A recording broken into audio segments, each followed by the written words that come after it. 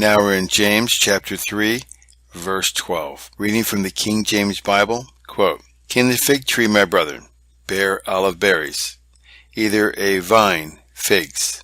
So can no fountain both yield salt water and fresh," unquote. Now let's take a look at the English Standard Version, quote, "Can a fig tree, my brothers, bear olives, or a grapevine produce figs? Neither can a salt pond yield fresh water," unquote. This is why it's important to look at different versions of the Bible that's being studied to help get a better understanding, and yet not read something that is not meant to be. Here it says in the English Standard, "Neither can a salt pond yield fresh water." Now let's look into the literal translation on this. Quote, "Is a fig tree able, my brethren, olives to make, or a vine figs? So no fountain, salt, and sweet water is able to make."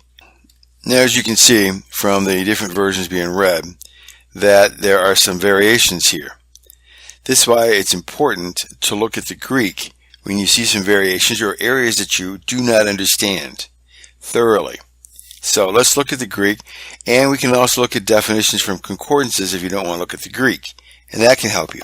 So let's go forward with the Greek. Can the fig tree. So let's look at the fig tree.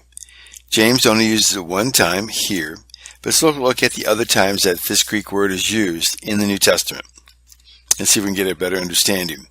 Matthew 21 verse 19, King James Version, quote, "And when he saw a fig tree in the way, he came to it and found nothing thereon, but leaves only, and said unto it, Let no fruit grow on the tree henceforth forever. And presently the fig tree withered away."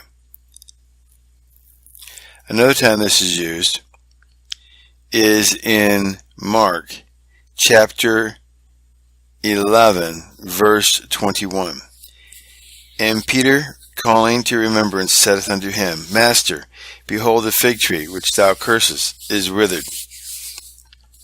And then John uses it, John 1:48, King James Version, quote, "Nathanael said unto him, Whence knowest thou me? Jesus answered and said unto him, Before that Philip called thee, when thou wast under the fig tree, I saw thee," unquote. Continuing parsing the Greek. The fig tree, my brethren, bear. So let's parse out bear. Bear is in the aorist tense, so that means that it's characterized by the emphasis on the punctual action. That is the concept of the verb considered without regard to past, present, or future time. It's in the active voice, which represents the subject as the doer or the performer of the action. And it's in the infinitive mood, most commonly corresponds to the English infinitive, which is basically the verb with to before it, to bear. Continuing with the parsing, brethren, to bear. So brethren, bear olive berries. This Greek word for this, the olive berries, is only used one time in the King James Version, period. And it means an olive. The fruit of an olive tree is the definition. Olive berries, continuing. Either a vine.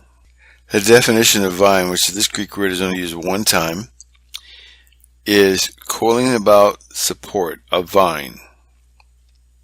Continuing parsing the Greek, a vine, figs. So, can know. Okay, the Greek word used for can know, N-O, is used twice by James. Here in this verse, and also remember in James 3:8, quote, "But the tongue can no man tame. It is an unruly evil, full of deadly poison."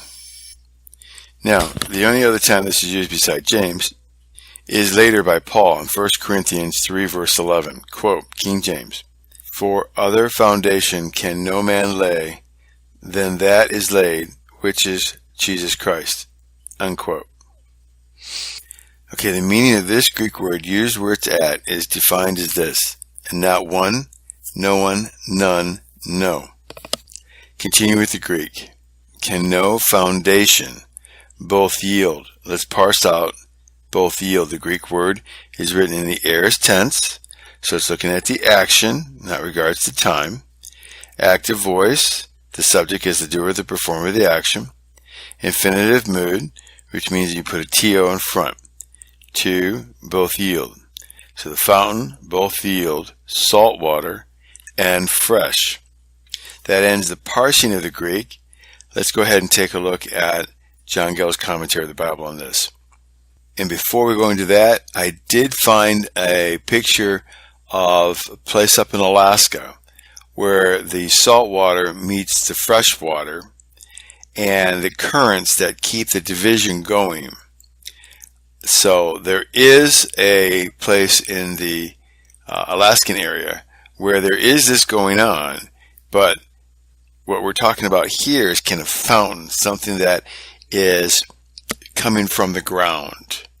And of course that can't happen that we know of. Now, John Gill, quote, "Can the fig tree, my brethren, bear olive berries?" Unquote. Every tree bears fruit according to its kind. A fig tree produces figs, and an olive tree olive berries. A fig tree does not produce olive berries, or an olive tree figs, and neither of them both. Quote, "Either a vine figs," unquote, or fig trees grapes, or either of them figs and grapes. Quote, "So can no fountain both yield salt water and fresh," unquote. The Alexandrian copy reads, quote, "Neither can the salt water yield sweet water," unquote. That is, the sea cannot yield sweet or fresh water. The Syriac version renders it, quote, "Neither can salt water be made sweet," unquote. But naturalist says it may be made sweet by being strained through sand. The design of these similitudes is to observe how absurd a thing it is that a man should both bless and curse with his tongue.